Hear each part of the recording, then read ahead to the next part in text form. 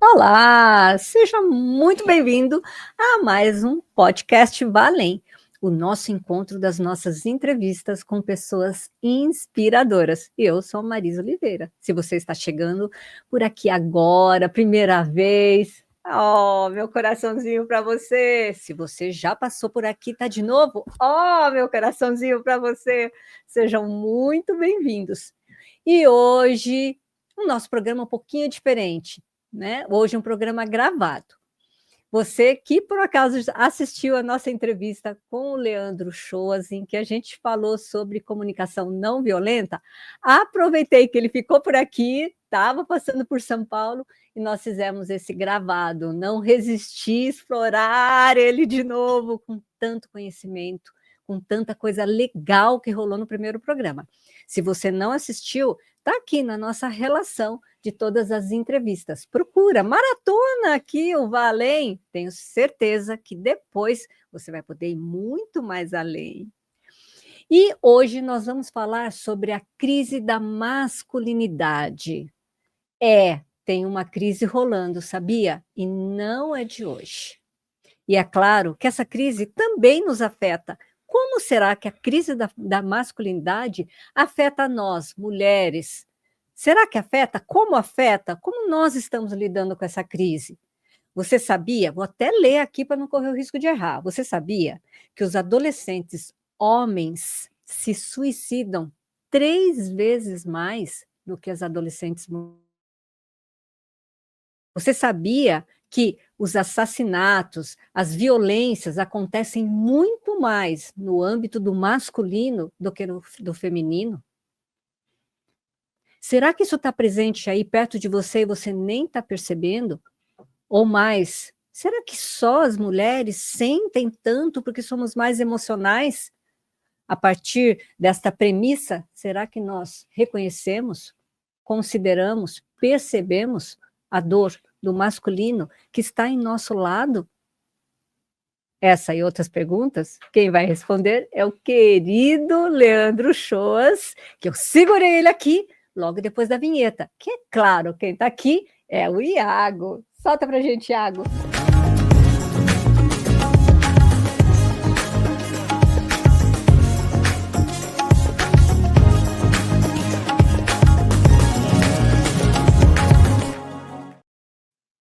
Hoje eu vou começar falando quem é o Leandro, primeiro dando uma palhinha aqui no currículo dele, que na última entrevista a gente começou a conversar e foi ficando tão interessante que eu não já consegui encaixar mais. Ele é jornalista, ativista social, educador, presidente do Instituto Chante Brasil, de promoção da cultura da paz, no Rio de Janeiro. Tem vários prêmios que eu vou pedir para ele falar depois, tem livro editado, e facilita o círculo facilita círculos de masculinidades em ONGs, abrigos, escola, tribunais de justiça, quem sabe no Espaço Origens. Leandro, querido, que bom. Vamos continuar esse bate-papo aqui tão inspirador? Vamos continuar. Que alegria estar sendo convidado por mais esse episódio aqui do podcast. Espero que a gente consiga ter um papo bastante produtivo aqui sobre esse tema, que se tornou um tema muito conversado, né? Esse tema da crise de masculinidade. Então, agradeço a presença de todo mundo que está aí assistindo e que a gente tenha um papo maravilhoso aqui. Fala dos prêmios. Os prêmios, a gente, pelo Instituto, a gente ganhou o prêmio Fazedores do Bem em 2019, na época a gente criou um jogo chamado Jogo da Cidadania para treinar adolescentes a serem cidadãos e contribuir mais com o mundo, né? E aí esse foi o prêmio Fazedores do Bem. Depois a gente ganhou o prêmio Cultura de Paz da OAB em 2020, depois em 2022 novamente.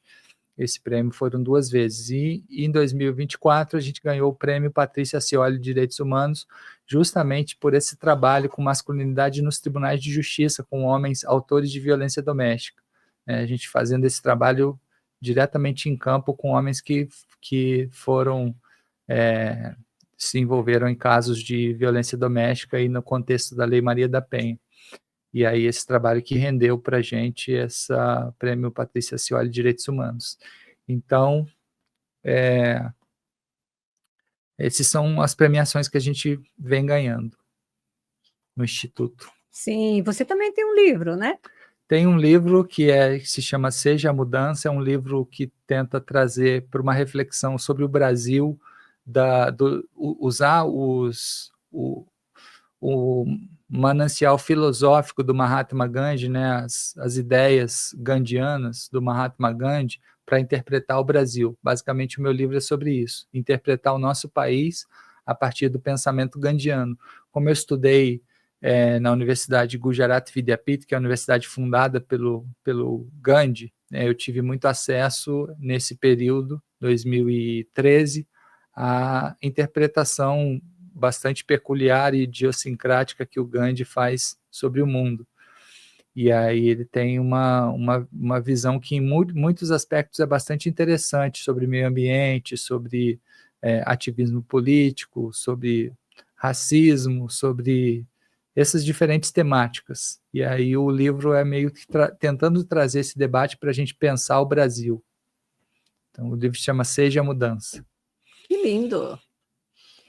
Me conta, estamos vivendo uma crise do masculino?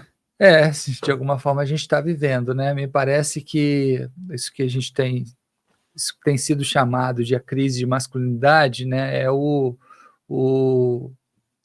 Nesse processo de amadurecimento das mulheres em torno, principalmente, dos seus direitos e de uma relação que em alguns momentos, vamos dizer, se deu de forma desigual e se dá ainda de forma desigual no mundo perante os gêneros homem e mulher.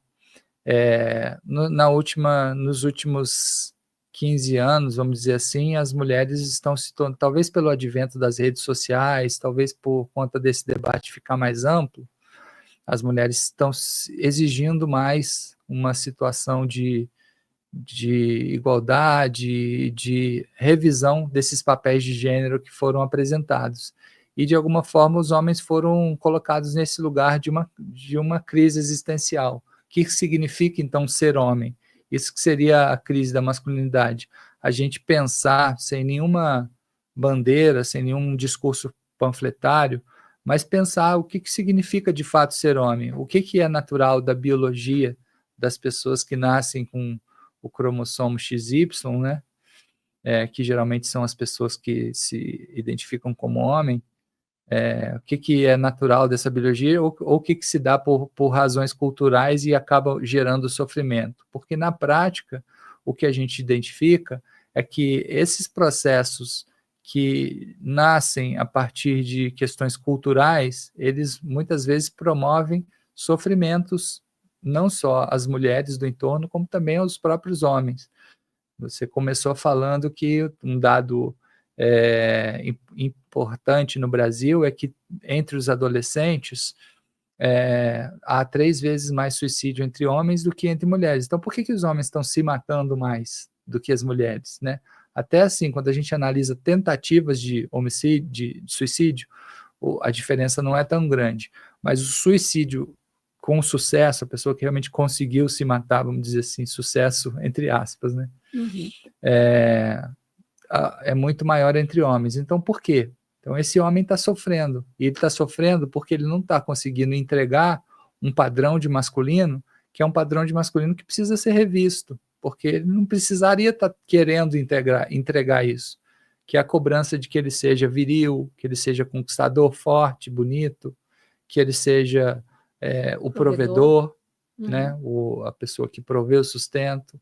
Então, que ele seja uma pessoa que não fica triste, que não fica não tem medo. Medo e tristeza não é admitido para um homem num pensamento mais, vamos dizer, reacionário, né? Um homem não poderia ter medo e tristeza, ele precisa ser forte, né? Se ele está chorando, então ele é fracotinho.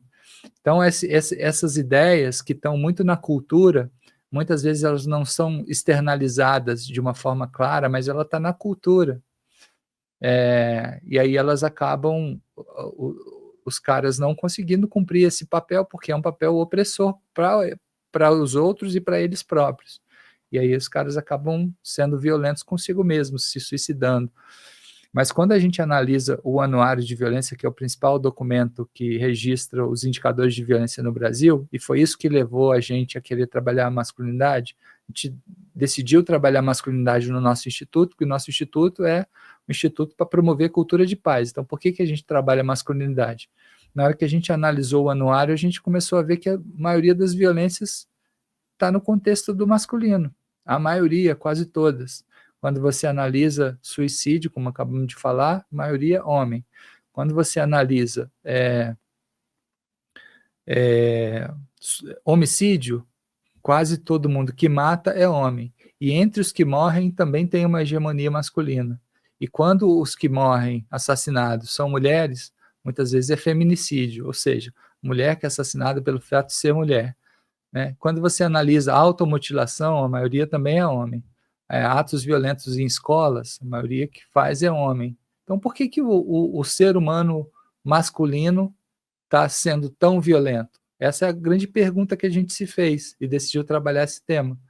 Porque, como eu digo sempre, o homem é inferior à mulher? Não é, os seres humanos são todos iguais, têm a mesma potência, né? Não é superior nem inferior, somos todos iguais.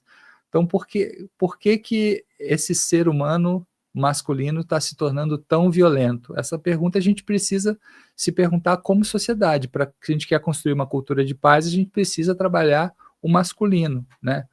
E aí a gente vai chegando em uma série de respostas, e as respostas são essas questões que a gente está trazendo, a cobrança por ser viril, a cobrança por ser conquistador, por ter várias mulheres, que é visto socialmente. Isso tem mudado um pouco, né? Isso não é tão... Isso já foi bem pior, né? Mas ainda é visto mais ou menos como se um homem tem várias mulheres, ele é o conquistador. Se uma mulher tem vários homens, ela é uma vagabunda, né? Então tem essa diferença. E aí isso causa sofrimento na sociedade, porque alguns caras assumem esse perfil de conquistador para que os seus amigos vejam que ele está se destacando nesse campo, ele acaba não se preenchendo internamente, acaba causando sofrimento nas mulheres. E eu estou falando aqui sem nenhum conservadorismo de que você só tem que ter uma pessoa na vida, não é esse conservadorismo. O que eu estou dizendo é só que você não é obrigado a mostrar para os seus amigos que você é o Dom Juan. Você não é obrigado. Né? Isso não traz preenchimento interno para ninguém. Né? Então, esse é um parâmetro. Outro parâmetro que a gente tem que ser forte, que a gente tem que ser viril, que a gente não se emociona e a gente acaba se desconectando totalmente do que a gente está sentindo, né? A gente acaba não entendendo o que a gente está sentindo, porque a gente se desconecta. Parece que entre nós só é permitido, quando a gente está junto de outros homens, só é permitido a nós a nossa faceta bem-humorada, que sacaneia o amigo e que faz brincadeiras. Isso é permitido, isso é legal realmente, você ser brincalhão. Desde que você não ofenda o outro, não cometa bullying, né? Você brincar com seu amigo e ser bem-humorado é uma coisa boa. Só que por que não é permitido a nós homens comentar comigo, vem cá, hoje eu não estou bem, hoje eu estou mal, hoje eu estou triste, hoje eu estou com medo, eu estou morrendo de medo. Parece que a gente não pode falar isso, senão a gente é o fracotinho, né? Então isso causa sofrimento na formação do masculino. Não é por acaso que os homens estão se matando mais, né? Eles estão sofrendo internamente. Então isso precisa ser dito, e não são só eles que estão sofrendo, as pessoas todas do entorno, especialmente as mulheres, estão sofrendo, né, com esses parâmetros que a gente precisa repensar como sociedade. Sem nenhum, assim, eu não vou falar aqui nessa conversa qual é o jeito certo de ser homem, porque senão eu também estou aqui dando uma né, eu só acho que, como sociedade, a gente precisa rever o que a gente entende por isso, pelos papéis de gênero. A gente precisa rever isso, porque a gente precisa reunir condições de ficar triste, de ficar com medo, de eventualmente não ser esse cara conquistador, a gente às vezes nem ter relações, às vezes nem gostar de mulher, como alguns caras não gostam, né? não tem nenhuma obrigação de gostar. Então, todas essas coisas a gente precisa rever, né, esses parâmetros, e para a gente encontrar, de fato, uma realização interna que não leve os homens a serem tão violentos. Quando a gente analisa, você mencionou na abertura, os dados das escolas, né? Por que todos os episódios de violência nas escolas são causados por homens? Assim, esses caras estão sofrendo.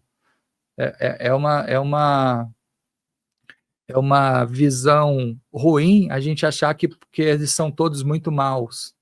Na verdade, eles estão fazendo isso porque eles estão... Isso não justifica a ação deles, que é criminosa, que eles precisam ser responsabilizados pela violência que eles cometem nas escolas. Mas ninguém comete uma violência do nada, né? Por que são sempre homens? Porque eles estão sofrendo internamente. Alguma coisa acontece na composição da masculinidade dele que os faz sofrer. E é isso que a gente precisa criar metodologias para discutir. Quero abrir um parênteses aqui, que fique claro que a gente não está falando aqui de feminismo, de machismo, a gente não está falando aqui de questões de gênero, o que é certo, o que é errado. Não, o que nós estamos olhando aqui, a proposta aqui que nós estamos colocando, é olhar para dores. Né? Que dores são essas? Existe as dores das mulheres, né? Dentro desse lugar do feminismo, do feminino, e existe a dor dos homens. E a partir do momento que há essas dores, nós somos afetados de alguma forma. Né? Temos filhos, temos companheiros, temos sobrinhos, temos amigos, amigas. A dor, se há dor, isso nos afeta. E estamos falando de algo que está acontecendo e que a gente está vendo aí. Né? Há uma dor instalada, há uma crise instalada, é isso que nós queremos explorar. Leandro, você estava trazendo aqui, descrevendo aqui o masculino, desta cobrança, né? Do provedor, do viril, do que faz que acontece, que não pode entrar em contato com as suas emoções, verbalizar essas emoções. Mas isso não é um histórico? Não... Porque qual é a diferença do que está acontecendo agora? Entendi. De fato, isso é importante de ser dito. Isso acontece, na prática, isso acontece há muitos anos, né? O que está acontecendo agora é que os homens estão sendo obrigados a tomar consciência e se reposicionar, muito por conta do movimento das mulheres, né, de exigir os seus direitos. Assim. Você até falou que a gente não está falando de feminismo, mas, de alguma forma, uma parte do movimento feminista é o que trouxe esse debate. Né? Existem diferentes dentro do feminismo existem diferentes correntes, né? Uma parte é o que traz esse debate da igualdade de direitos, da igualdade de direitos de trabalho, da igualdade... E as redes sociais, elas, de alguma forma, elas expandem esse diálogo, né? E aí, a partir desse momento, algumas atitudes passam a ser vistas pela sociedade com muita reserva. Então, os homens estão sendo convidados a se debater. E tem um episódio que, para mim, é muito claro, que ampliou esse debate do Brasil, é quando eles, como eu estou dentro desse debate, eu percebo com muita clareza, quando o Papo de Homem lançou aquele filme O Silêncio dos Homens. Esse filme foi colocado no YouTube e esse filme mexeu com muitas pessoas, então várias pessoas começaram a falar muito sobre isso, né? E a gente começou a debater mais isso, e a gente precisa ter essa... Enfim, só complementando o primeiro que você perguntou, foi esse lugar do homem ser convidado a se rediscutir, discutir sobre as suas dores, sobre os seus sofrimentos, sobre não estar mais conseguindo ficar numa condição de um relativo privilégio, vamos dizer assim, na sociedade, né, de ser questionado em relação a isso. E uma coisa que a gente observa com clareza no nosso trabalho é o seguinte: eu mencionei aqui que a gente faz um trabalho com homens que foram condenados pela Lei Maria da Penha, caras que se envolveram em episódios de violência, seja os diferentes tipos de violência. A Lei da Maria da Penha fala de 5 tipos de violência, né? Violência física, violência patrimonial, violência moral, violência, enfim, eu não vou saber todas as 5 aqui, não estou aqui lembrando de todas as 5, mas são 5 tipos de violência, só para dizer que não é sempre bater, não é sempre sexual, bem lembrado. Então, são 5 tipos de violência. O que eu estou querendo dizer é o seguinte: esses caras que participam desses círculos, que são escutados, que são convidados ao debate, nunca acontece deles voltarem a cometer, nunca aconteceu o nosso índice de reincidência é igual a 0, sendo que quando a gente vai pelo caminho histórico, natural, porque como você falou, isso sempre aconteceu, o índice de reincidência é altíssimo. O cara vai preso, não que nesse caso também não possa a pessoa ser presa, porque a lei brasileira continua valendo, né?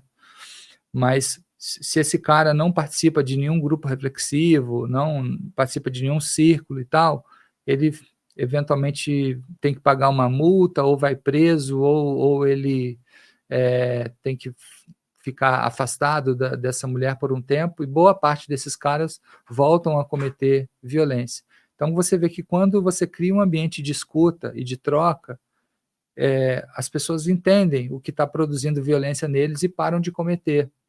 Mostra que as pessoas mudam, né?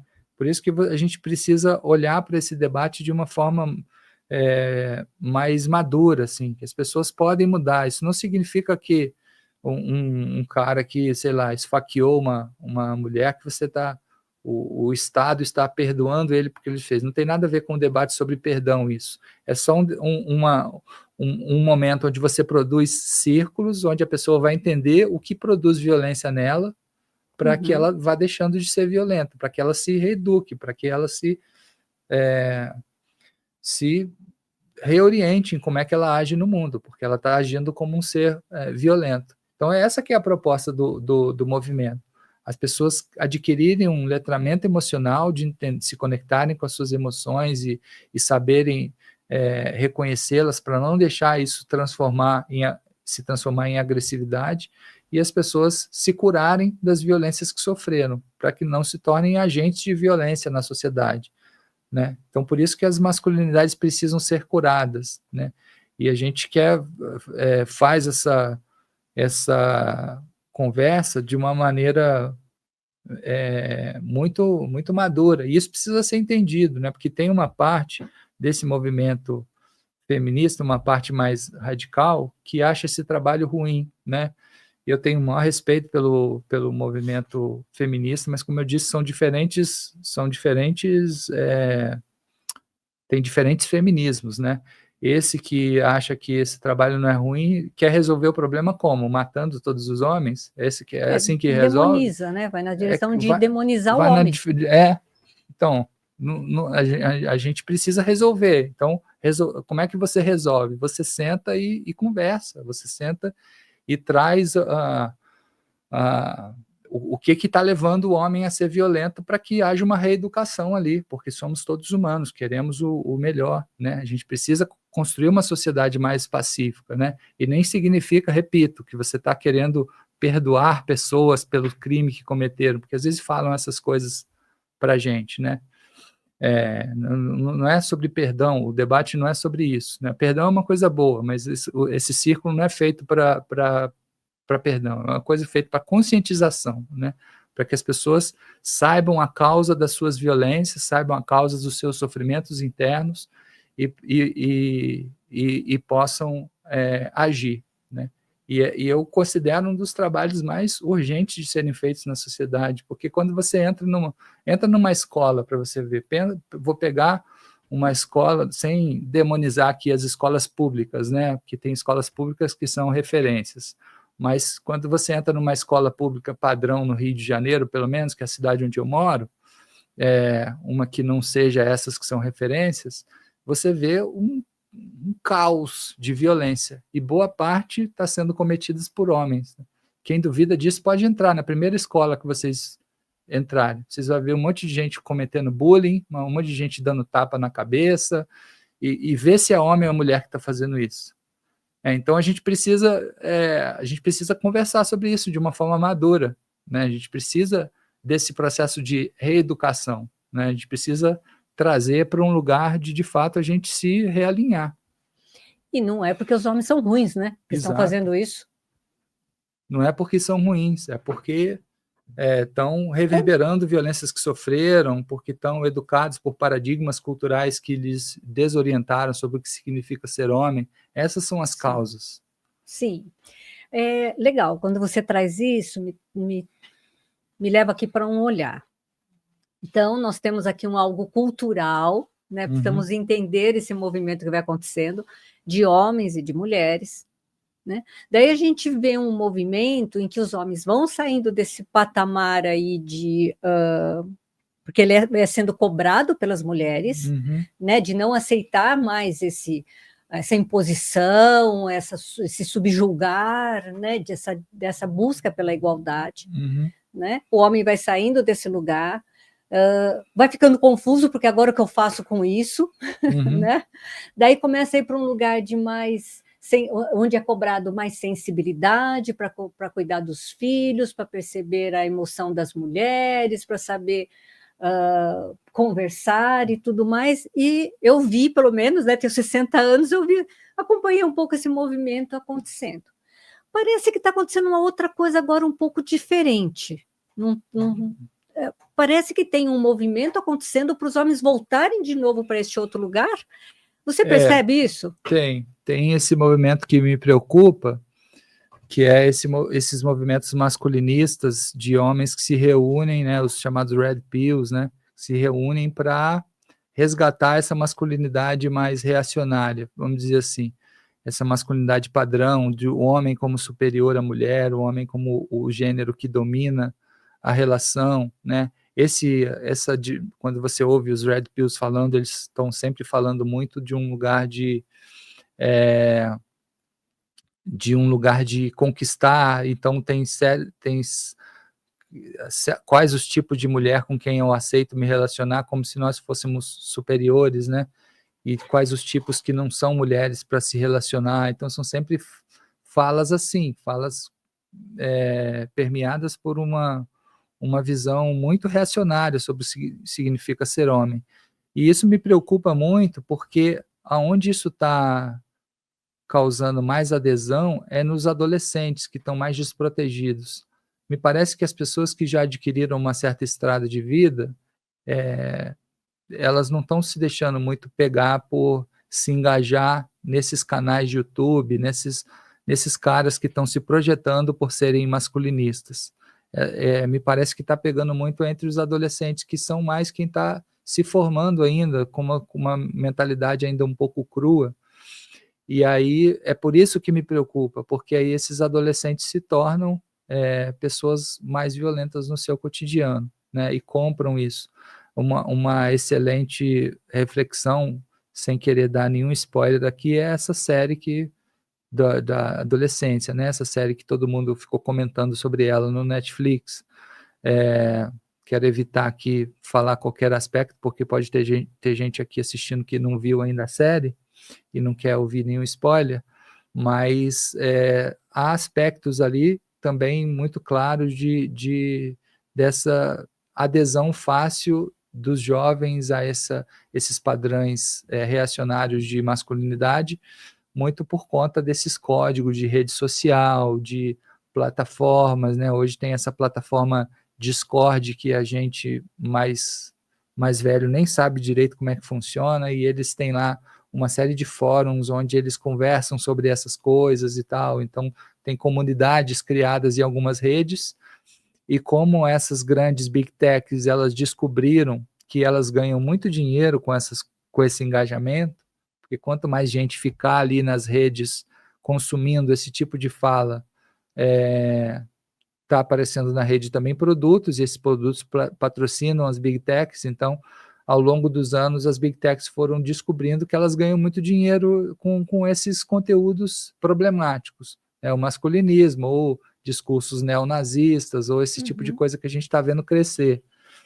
E aí elas não impedem, elas não fazem nada, elas não, às vezes pressionadas, elas fazem alguma coisinha, mas não muita coisa, né? E agora têm recuado bastante naquilo que elas vinham fazendo para evitar esse tipo de coisa.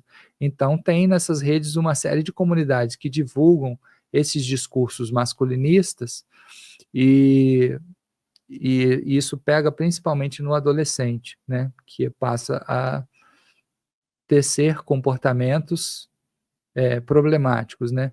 Eu vejo que às vezes eu vou em algumas escolas, eu sou sempre muito bem recebido, porque eu não falo sobre essa temática em uma perspectiva mais, vamos dizer, extremista, radical, eu falo de uma forma bem ok. Então eu costumo ser muito bem recebido nas escolas quando eu falo sobre essa temática. Mas às vezes acontece, por exemplo, de um cara que começa a ouvir o tema e ele sai. Tipo, já é um cara ganho pelo masculinismo, né. E aí eu percebo claramente pelo semblante, né, já estou há um tempo na estrada, eu já percebo claramente que é alguém que já está ganho por essa abordagem mais reacionária. E isso me preocupa, porque isso só tende a causar sofrimento para todo mundo, inclusive para ele, né. Só tende a causar sofrimento. É bastante preocupante. Eles estão se articulando também nas redes. Voltamos para o ponto, da importância dos pais precisarem estar Sim, próximos, acompanhando, prestando atenção na fala desses jovens, né, perfeito. e atuar, não deixar passar, né, Sim. precisa atuar. Esse ponto que você traz é muito importante, porque tem muitos pais que quando a gente fala isso, que você acabou de falar, eles falam assim: "Poxa, mas eu confio totalmente no meu filho, eu dei uma educação para ele". Mas isso não significa desconfiar, né.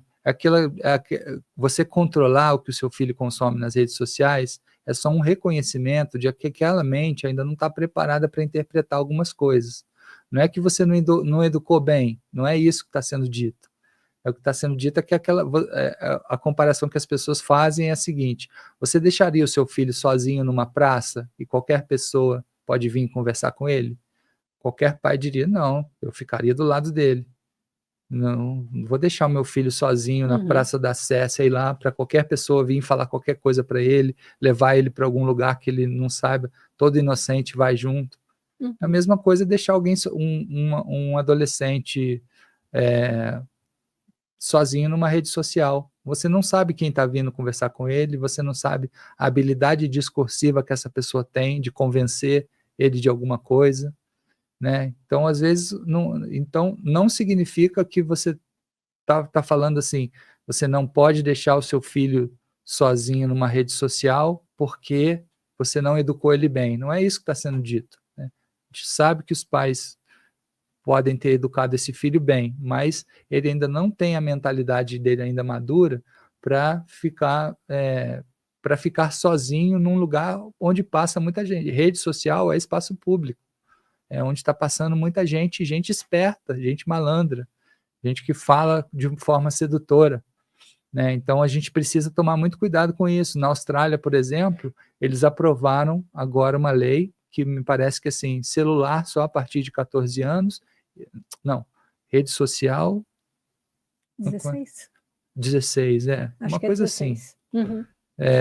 uma coisa assim. Então foi aprovado na Austrália, né, e não é por acaso, que esse é um problema, a série Adolescência é uma série inglesa, então isso não é um problema brasileiro, isso é um problema que a humanidade está enfrentando, né, e a gente precisa, agir com prudência em relação a isso. Não estou falando que tem que controlar todos os passos que o filho dá, não estou falando isso, mas pelo menos ter aí no seu celular um aplicativo que você saiba quanto tempo o seu filho está ficando, que sites ele está visitando e tudo mais, né. Tem uma pessoa que eu conheço, que eu não vou falar aqui o nome, que era um excelente pai, um pai maravilhoso, assim. Aí ele instalou ali o aplicativo para saber quais páginas que a filha dele estava assistindo, acho que é no YouTube, alguma coisa assim. Ele viu que ela estava entrando em vídeos, assim, aterradores, assim. E é um excelente pai, mas é porque a pessoa está desprotegida, ela não sabe, ela fica curiosa, ela começa a ver, né, E do a mesmo amiguinha viu, a amiguinha outro viu, viu, mostrou, você está por fora, né, é. vai sendo arrastado. Então, a gente tem que ampliar um pouco, assim, não se tornar um paranoico vigilante, mas ampliar a nossa atenção, né? Entender que rede social é espaço público. Você não sabe quem está passando por ali, e às vezes é uma pessoa adoecida, um pedófilo, uma coisa assim, pode ser todo esse tipo de gente, e a pessoa, às vezes, domina muito a argumentação, é sedutor e tal. Então, a gente tomar cuidado com isso. E mais, isso não acontece muitas vezes em um único contato. A maior parte das vezes não acontece em um único contato. Ele vai acontecendo aos poucos. Eu vou ganhando aos poucos, eu vou entrando aos poucos, porque vai se conversando, né? São os foros, você vai conversando, você vai plantando ideias, de fato, numa mente que não está totalmente desenvolvida, né? Então, não significa, não tem a ver com ser bom filho, nem tampouco com bons pais, né? Mas há de se ficar atento. Sim, temos que ficar atento. E tem hoje aplicativos que você pode ter algum nível de controle ali, não precisa entrar numa paranoia também, né? Mas você ter ali um nível de controle do que está sendo visto, quanto tempo fica na rede social, né? Porque, enfim, a gente entrou nessa conversa por conta desse discurso masculinista que está ali, mas não só isso, neonazismo. Quando que a gente pensou, na nossa geração, que iria ter células, só no Rio de Janeiro tem não sei quantas, centenas de células neonazistas. Quando que a gente pensou nisso? É uma coisa que assusta, e só tem uma resposta para isso, é a maneira como a gente está manipulando a rede social. Ok, este é o momento em que você dá a sua curtida aqui, dá o seu like, que você nos traz a informação que está sendo legal o conteúdo, que está movimentando algumas coisas aí em você. Se você não está inscrito ainda no canal, te convido a se inscrever. Ajude, faça comentários, deixe aqui sua pergunta, a gente vai entrar em contato, vai responder para você. E lembre-se, toda vez que você traz um questionamento, ele não é só seu. Ele é de várias outras pessoas e você contribui para que a gente possa trazer algo a mais, ampliar um pouco a nossa discussão, a nossa troca.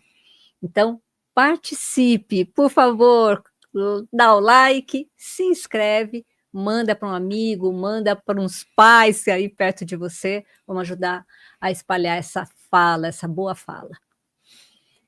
Leandro, a agressividade, primeiro, existe diferença de violência e agressividade?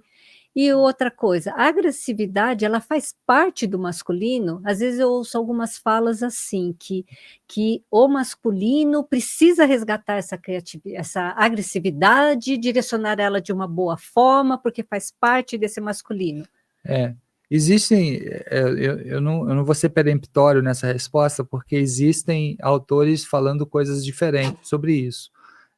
Existem aqueles autores que, de fato, localizam uma diferença entre violência e agressividade, no sentido de que violência seria praticamente sempre negativo, e agressividade seria como se fosse uma firmeza maior, uma posição de firmeza.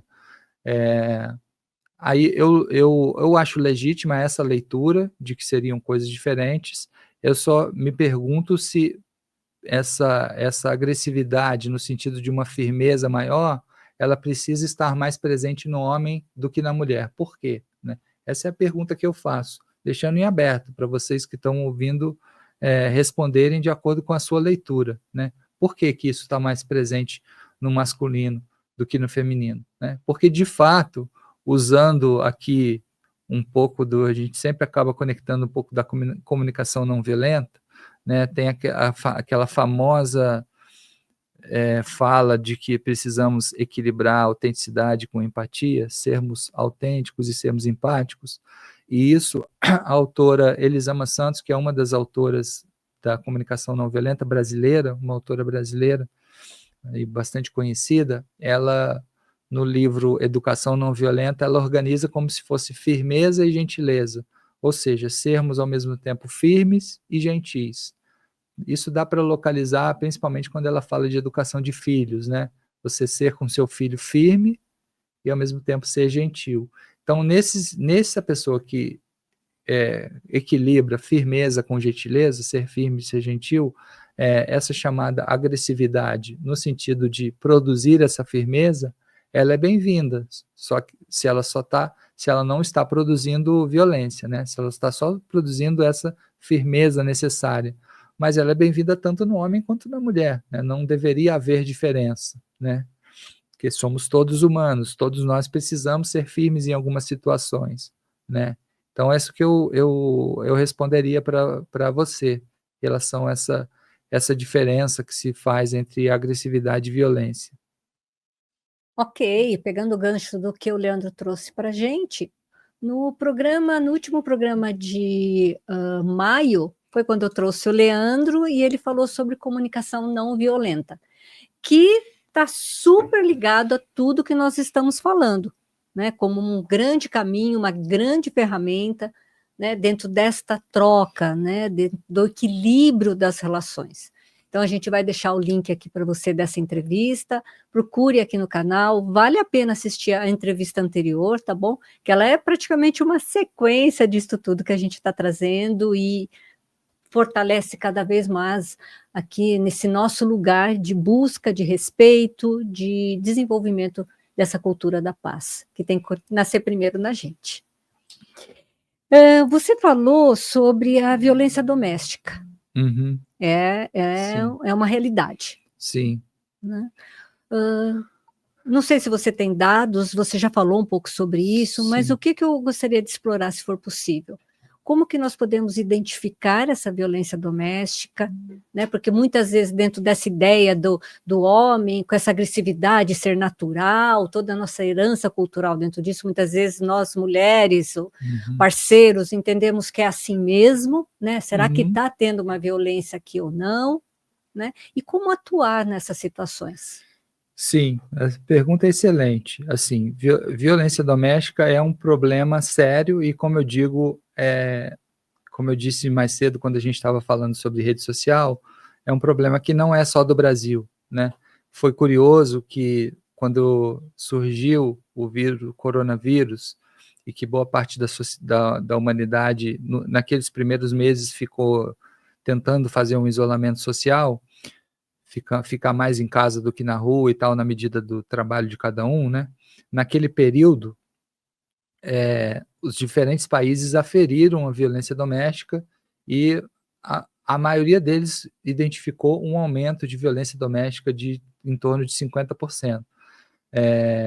Então, e o dado coincidia nos diferentes países, né, que estavam vivendo aquela mesma situação, foi um problema global. Então, isso leva ao quanto a humanidade, o lar não é um espaço, poderia ser o espaço mais protegido para nós, mas não é necessariamente esse lugar, né? Muitas vezes, inclusive, quando se fala de violência sexual, que é um dos 5 tipos de violência da Lei Maria da Penha, a maioria das mulheres abusadas em termos de violência sexual acontece dentro do lar, por pessoas próximas, um pai, um padrasto, um vizinho, um tio, um irmão, né? São dados assim até meio assustadores, assim, mais de 60% da violência sexual ocorre por pessoas conhecidas, pessoas próximas, dentro do lar. Né? Então, o espaço que deveria ser um espaço de proteção, né, que é o nosso lar, não necessariamente funciona assim em todas as casas. Né? E é importante a gente entender isso para entender o porquê que nas escolas é importante falar sobre esse tema. Então, quando você fala sobre essa temática nas escolas, você está querendo proteger as crianças. Né? Você não está querendo fazer... Tem gente que fala que é doutrinação, não é isso. Você está falando ali para essas crianças ficarem protegidas, porque violência doméstica é violência contra a mulher, mas também é violência contra a criança e também é violência contra idoso, né? Essas duas categorias também sofrem muita violência, idoso e criança.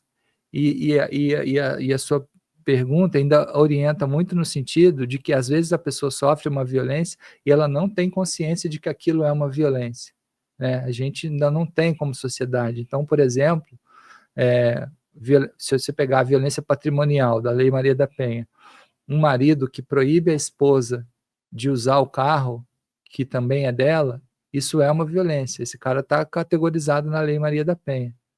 Ou violência moral. Você que na sua escola, ontem mesmo eu vi soube de um caso desse num lugar onde eu fui. Na sua escola, você teve acesso a um nudes de uma adolescente da sua turma e você pegou esse nudes e mandou para o grupo da sua turma, você cometeu uma violência moral. Então, tem várias coisas como essa que a gente não sabe, que as pessoas às vezes não sabem. Quando você analisa o ciclo da violência de gênero, que no caso não estou falando de violência doméstica, da violência contra a mulher, né? Tem um ciclo que sempre passa por um período romântico onde aparentemente esse homem mudou. E a gente precisa tomar consciência disso, porque depois que fez uma coisa errada, o cara muda, pede desculpa, diz que não vai fazer de novo e tal, a mulher perdoa, e aí depois dá um tempo e volta a uma situação de tensão, e essa situação de tensão pode causar uma violência doméstica, uma violência de gênero nesse caso, né? Novamente, né? Então, estou falando isso para dizer, esse período romântico, onde a pessoa está toda certinha, bonitinha, não necessariamente traz uma reflexão de que as coisas mudaram, né? A gente precisa se conscientizar disso. Isso pode causar, ser só um período cíclico. Na verdade, o que precisa mudar é a maneira como esse homem entende a relação, né? Que ele não é dono, ele não é dono da pessoa, ele não controla as ações dessa outra pessoa, né? É isso que precisa mudar. Então, a gente precisa atuar muito nesse espaço da violência doméstica, e por conta disso, a gente foi descobrindo que como a violência, no nosso instituto, né, a gente foi descobrindo que como a violência tem esse caráter espiralar, no sentido de que uma pessoa que comete violência na sociedade, muitas vezes ela foi vítima de violência na casa dela, às vezes, né, não é sempre isso, mas uma pessoa, por exemplo, um cara que é um assaltante ou um traficante de drogas, alguma coisa assim, ele está cometendo violências ali no cotidiano dele, um cara que comete abusos na sociedade e tal, está cometendo violências na vida dele. Muitas vezes esse cara teve um lar desestabilizado, ele está levando para frente uma violência que ele sofreu. Não justifica o crime que ele cometeu, ele precisa ser responsabilizado, mas a gente entende que existe um caráter de reprodução de violências. E por esse caráter de reprodução de violências, uma violência de gênero ou uma violência doméstica causa violência na sociedade, porque essa pessoa que está sendo vítima muitas vezes vai ser o violento de amanhã. Essa criança que está num lar desestabilizado com violência doméstica vai ser o violento de amanhã, né? Então, por conta disso, a violência doméstica é algo que, se você curar a violência doméstica, frequentemente você cura a violência como um todo. Por isso a gente resolveu trabalhar nessa área. E aí a gente trabalha nos tribunais com homens, de fato, que se envolveram em casos, né, muitas vezes graves de violência doméstica. E a gente está ali, a gente não é o juiz, então a gente não fica julgando eles, mas a gente está ali propondo diálogos sobre temas como paternidade, alcoolismo, equidade. A gente está propondo, cada encontro tem uma temática, então a gente está propondo essas diferentes temáticas para ir amadurecendo o olhar desse cara sobre o que é a convivência de gênero, para que ele não deixe de ser uma pessoa que é violenta. Então, por isso que a gente precisa curar, a gente precisa criar essas estratégias, e o nosso instituto está se especializando cada vez mais nisso, de inibir a violência de gênero, porque ao inibir a violência de gênero, você está inibindo a violência como um todo, né? Desculpa, eu falei violência de gênero, agora eu queria dizer violência doméstica. Você inibindo a violência doméstica, você está inibindo a violência como um todo, né? Muitos desses caras que são violentos na sociedade viveram em um lar desequilibrado, né? Por isso a gente tem que atuar nos tribunais, a gente tem que atuar nas escolas, né? Falar sobre isso nas escolas.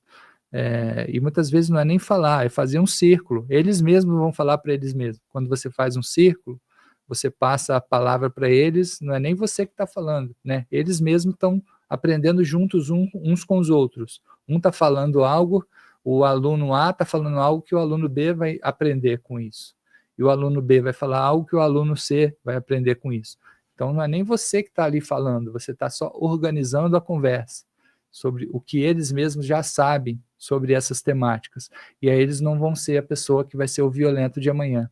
Né? Tem um caso que é emblemático, que explica bem isso que eu estou falando, que é contado pelo intelectual Luiz Eduardo Soares. Ele estava indo dar uma palestra, vou contar bem rapidinho essa história, que aí todo mundo vai entender o que eu estou falando aqui. Ele estava indo dar uma palestra no Recife, ele não tinha preparado direito a palestra, então ele estava no táxi tentando preparar a palestra e o taxista era muito falante, puxava muito assunto. Ele começou a responder, mas um pouco incomodado com isso, e daqui a pouco o taxista começou a contar a história de um amigo dele que era motorista de ônibus e foi assassinado. E aí o amigo dele, o taxista, começou a ficar emocionado porque o amigo dele foi assassinado e tal. E aí o Luiz Eduardo Soares começou a prestar atenção na história e se sensibilizar.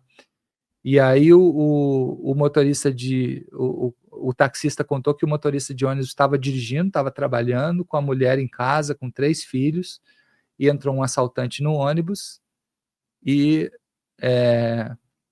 assaltou todo mundo, e todo mundo entregou o que estava junto com eles, e aí no final o assaltante pegou e matou o motorista, sem o motorista ter feito nada, não tinha reagido nem nada. E aí o taxista começou a ficar indignado com essa história, porque era amigo dele, e o cara nem tinha reagido ao assalto, e morreu, e é um absurdo isso, e esse assaltante tinha que morrer, começou a falar essas coisas. E o Luiz Eduardo, quando conta essa história, ainda fala, quem sou eu para dizer que não tinha que morrer, não, respeitou a dor do cara, falar isso, né? Porque de fato estava indignado porque o cara morreu gratuitamente num assalto. E aí o Luiz Eduardo começou a conversar, tem razão e tal. E o que aconteceu com a família desse cara? Ele falou assim, agora a mulher dele está tendo que trabalhar, ela não tem renda, ela está tendo que trabalhar para educar os filhos. Ele falou, então como é que as crianças estão sendo educadas? Ele falou, ela está deixando as crianças com o vizinho, estão crescendo largada, porque ela virou faxineira, tá trabalhando como faxineira, e aí as crianças estão crescendo na casa do vizinho, do jeito largado. Aí o Luiz Eduardo virou e falou assim para ele, pois é, pode ser que essas crianças estão crescendo agora largada, pode ser que um dia desses uma delas cresça, vire um assaltante e roube um ônibus e mate o motorista. Aí deu um bug na cabeça do taxista, porque era isso, assim, esse cara que matou o motorista, ele está completamente errado no que ele fez, é um absurdo, mas e ele precisa ser responsabilizado por esse crime de ter matado uma pessoa e de ter roubado um ônibus, mas ele também é uma vítima de alguma coisa que aconteceu com ele no passado, né? Que não justifica o que ele fez, mas que a gente precisa interromper, que a gente precisa fazer com que essas coisas parem de acontecer, porque senão sempre haverão esses assaltantes entrando num ônibus e matando o motorista, né? Então, o taxista ficou pensativo, falando, nossa, eu não tinha pensado por aí. De repente, um menino desse que está crescendo largado, teve o pai dele assassinado de uma forma covarde, no futuro pode ser ele o assaltante, né? Então, essas coisas que a gente precisa entender. Construir a paz é atuar dessa forma, é você tentar inibir uma violência que vai causar outra violência, você cortar no meio. É quando você, por exemplo, você teve um pai muito ausente, né, que é o caso de boa parte da população brasileira, tem um indicador até para isso, e aí quando você tem um filho, você decide ser o pai mais presente possível para tentar não levar para frente uma violência que sofreu. Quando você faz isso, você interrompe esse ciclo de violências, né? Ou quando você cresceu num lar desequilibrado, tinha uma pessoa no seu lar que era alcoólatra e tal, ou que usava cocaína, alguma coisa assim, e quando você tem o seu lar, você decide que vai ser o lar mais equilibrado possível. Você não está levando para frente uma violência que você sofreu. Essa que é a forma da gente construir a paz, né? É nessa pequena semeadura, nesses pequenos casos. esse é o tipo de trabalho que precisa ser feito. Sabe que é incrível, né? Eu vou te ouvindo, trabalho há muitos anos com constelação familiar, né? Há mais de 22 anos que eu trabalho com constelação.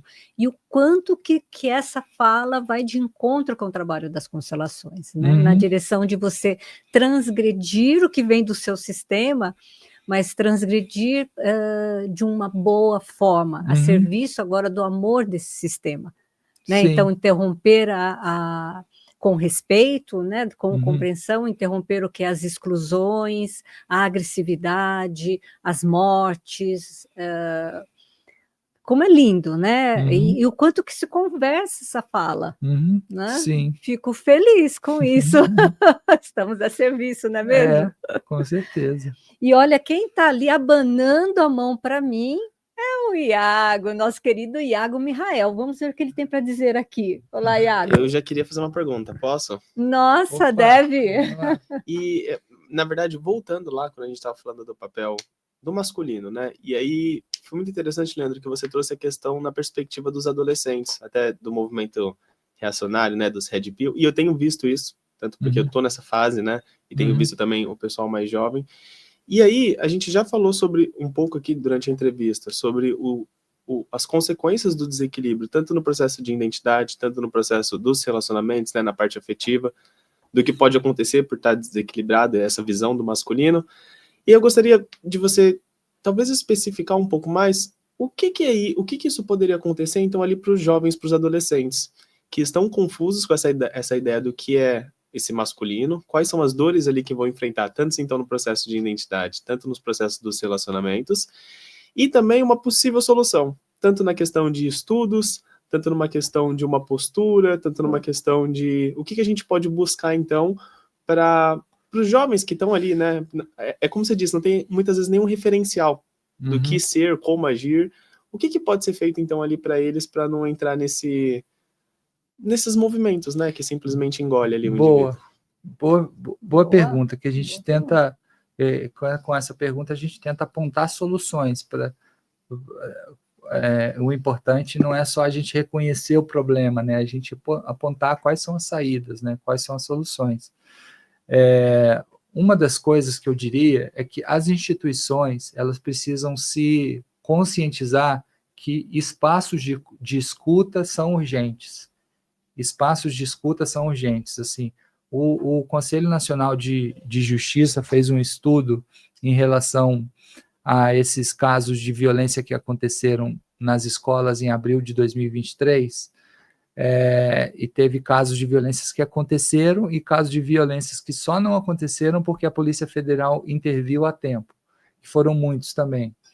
Então, eles pegaram todos esses casos e eles chegaram à conclusão de que nenhuma dessas instituições onde houve esses atos violentos tinha espaço de escuta.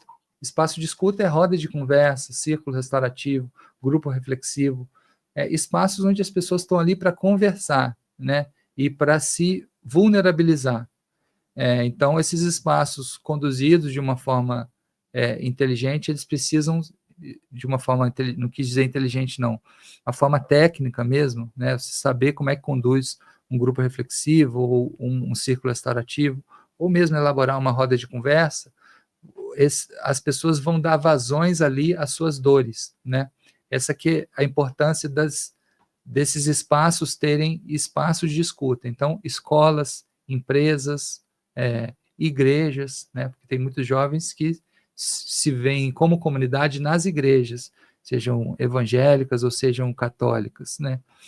Se veem como parte da comunidade religiosa.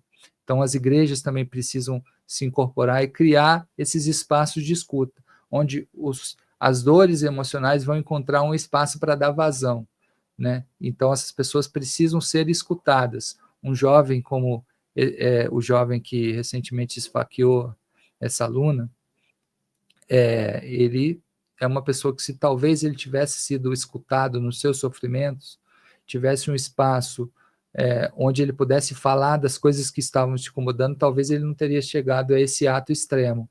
Então, isso é algo que precisa ser feito, né?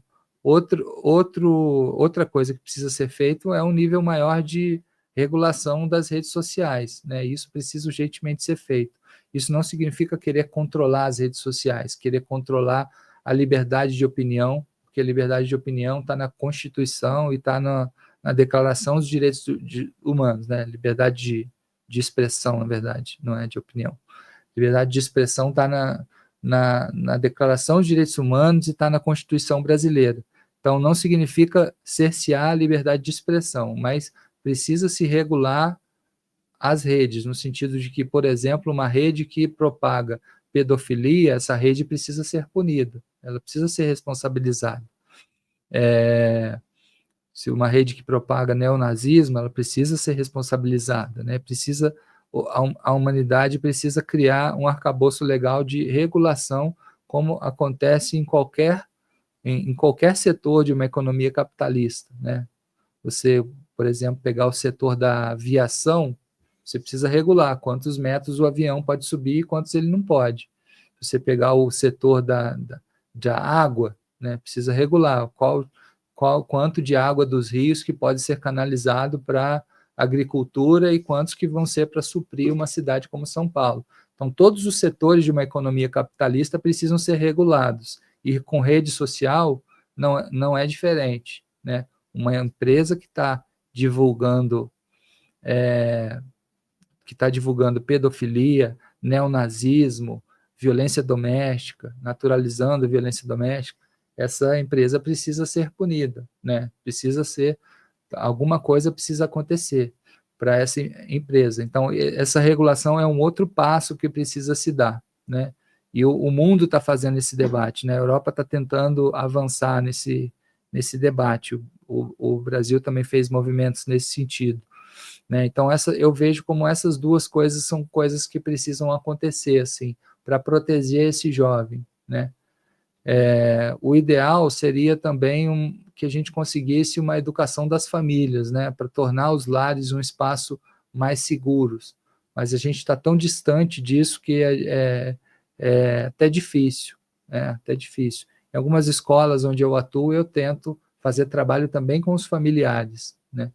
Para que a gente destrua um pouco aquela contradição que eu apresentei, que é de o espaço doméstico, que deveria ser o espaço mais protegido para a gente, às vezes é o espaço da violência. Às vezes é o espaço onde acontece uma violência sexual, onde acontece cotidianamente violência verbal, né? Pessoas que crescem traumatizadas porque eram chamadas pelo pai de não sei o que a vida toda, né? Então, essas ações precisam ser tomadas com um certo nível de urgência.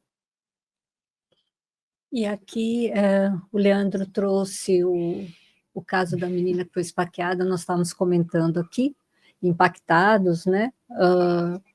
Com o caso da aluna, né? Da adolescente de Minas Gerais, que foi esfaqueada pelo colega de classe, um outro adolescente também, né? A gente estava explorando um pouco esse tema.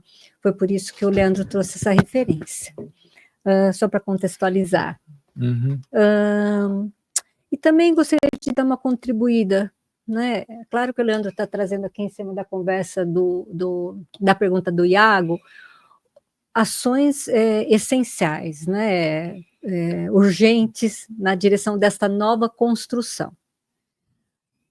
Se você está aí com essa dor acontecendo agora, você é jovem, você é adolescente, você está com essa dor acontecendo aí agora, tá perdido, está se sentindo estranho, está tendo ímpetos de violência, não está se entendendo, o melhor caminho é você achar alguém para você conversar.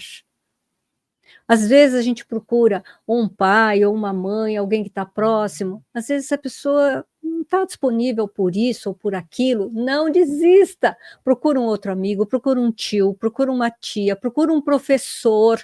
Confie no professor, confie na escola.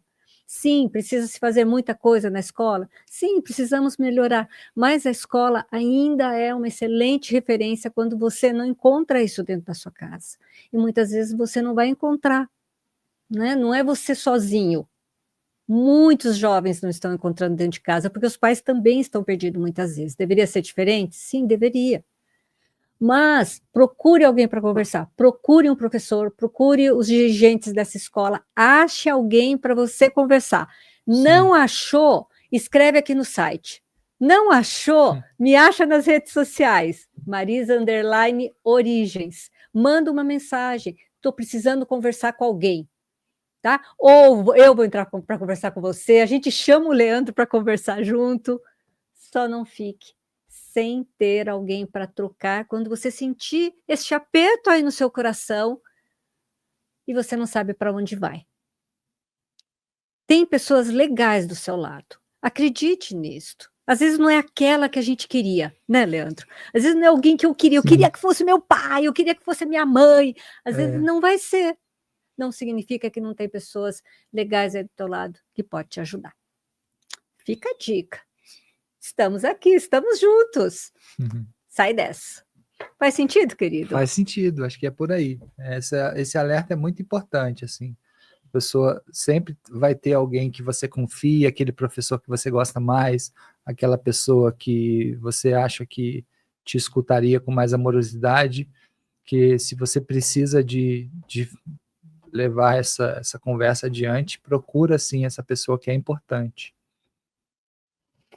Ok. E você também teve um determinado momento que você falou da necessidade da gente atuar, né? Os trabalhos que você vem desenvolvendo. Se alguém quiser se formar, se alguém quiser fazer esse trabalho, começar a aprender esse trabalho, precisamos de mais pessoas fazendo isso, não é mesmo, Leandro? Tem um caminho para isso? Quem pode seguir nessa direção? Olha, tem um caminho para isso. Um caminho seria começar a participar de círculos de masculinidade, né? Círculos de homens e tal, começar a se curar, né? Porque o ideal é que todo mundo que busca ser facilitador ou facilitadora desses processos conheça bem o debate e tenha também atravessado como pessoa esses diferentes temas que você aborda quando aborda a masculinidade, o tema de lidar com as emoções, né, o tema de alcoolismo e drogas, o tema de paternidade, nossa relação com os nossos pais e nossa relação como pais, né, o tema da equidade, as questões de gênero, igualitárias de gênero, todas essas diferentes temáticas, como é que a gente se comporta nelas. Então, a gente começar a participar.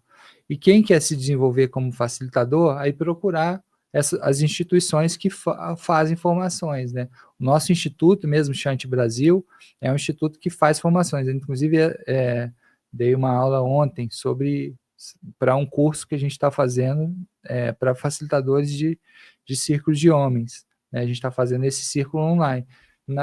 Há umas semanas atrás, eu dei uma formação para a Defensoria lá de Minas, né? Agora, daqui a uns 3 meses, eu vou dar uma formação para o pessoal da Escola de Mediação do Rio de Janeiro, para formar facilitadores. Então, tem esses diferentes espaços que formam facilitadores, pessoas capazes de conduzir círculos ou conduzir, como é que chama? Grupos reflexivos. O grupo reflexivo não tem exatamente necessariamente um formato circular, mas é grupos para refletir sobre esses temas da masculinidade. Só tomar uma água aqui. Engasguei. O grupo reflexivo é um tipo de trabalho que já existe há mais tempo, há algumas décadas, né? Então, vocês podem fazer essas formações e se formar como facilitadores. É possível, inclusive, que a pessoa, sendo mulher, facilite círculos para trabalhar masculinidade. Porque quando a gente dá esse tipo de curso, é muito notório que aparecem bem mais mulheres para fazer do que homens, né? Uma coisa curiosa. E você pode fazer também. Vai ter vantagens e desvantagens se o facilitador for homem ou mulher, né? Se o facilitador for homem, vai ter a vantagem de que os outros homens vão se abrir mais naturalmente e expressar mais suas questões por não ter uma mulher presente, né? E aí isso tem as suas vantagens. Agora, se a facilitadora for uma mulher, isso vai ter a vantagem de que você não vai criar nenhum clima de broderagem, né? Porque broderagem é quando você começa a meio que cair num papo de brother ali, passar pano para as besteiras que um companheiro está fazendo ali, né? E no caso, quando a facilitadora é mulher, não tem clima para esse chamado broderagem. Então, se for homem ou se mulher, tem vantagem e desvantagem. Então, também é possível uma mulher facilitar um círculo com homens, né? Inclusive lá no trabalho que a gente fez junto ao pessoal do NUPEMEC no Rio de Janeiro, a gente formou 25 facilitadores, boa parte deles são mulheres, e estão empreendendo isso lá nos Sejuscs, lá da onde elas atuam em bairros diferentes da cidade do Rio ou em cidades do interior do estado, estão fazendo esse trabalho. Muitas facilitadoras são mulheres. A maioria dos trabalhos que estão sendo realizados nesse momento estão sendo conduzidos por mulheres. A formação em comunicação não violenta também é um caminho? Também é um caminho, assim, eu diria que um caminho quase que meio que obrigatório, né, para quem quer atuar nesse campo, né? Inclusive, essa aula que eu dei ontem mesmo foi sobre como as pessoas que atuam como facilitadores de processos com masculinidade precisam incorporar os saberes da comunicação não violenta. A aula foi bem sobre isso, trazendo o que a comunicação não violenta está trazendo para o debate que precisa ser incorporado para o movimento de masculinidade. Porque ações, por exemplo, se você está num círculo, o convite para que você escute e tente legitimar a dor do outro, legitimar a necessidade do outro, não ficar muito julgando se o que o outro acha eu penso diferente e tal, não ficar muito nessa vibração mental, mas ficar mais legitimando a necessidade do outro. Esse convite é uma coisa que vem da CNV, que você coloca ali no círculo, né? Ou quando você fala para o grupo assim, olha, você não está se trabalhando só no momento que você pega o objeto de fala e fala, você está se trabalhando também no momento onde você escuta, que, como diz o Dalai Lama, quando você fala de algo que você já sabe, mas quando você escuta, você de repente pode aprender uma coisa nova. Então, muitas vezes, a gente está se trabalhando quando a gente está escutando.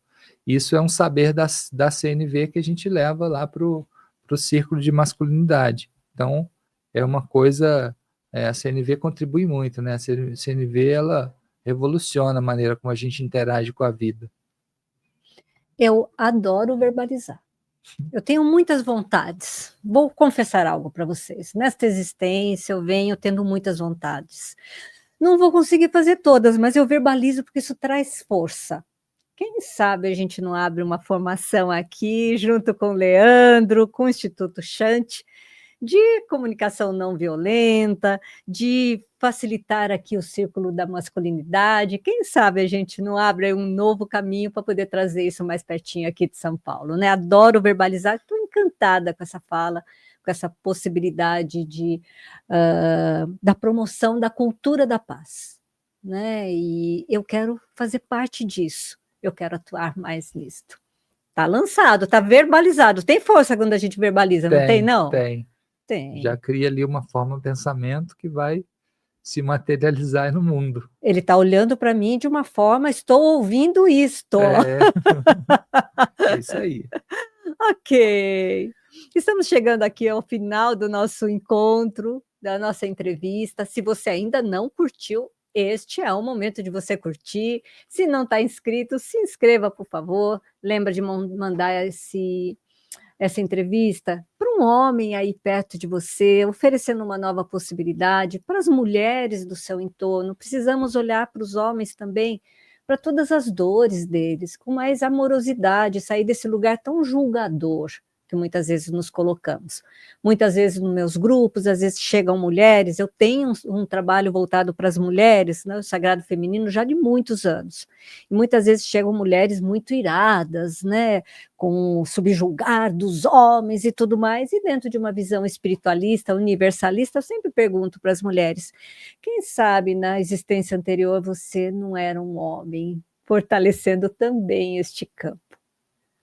Então, esta é uma mudança que todos nós precisamos fazer partes, independente de homens ou de mulheres, o que nós temos são dores.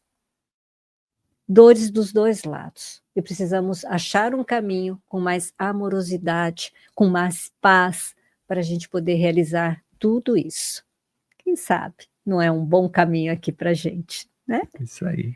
Querido Leandro, caiu? Não, estamos no ar? Ah, achei que tinha dado uma piscadinha aqui.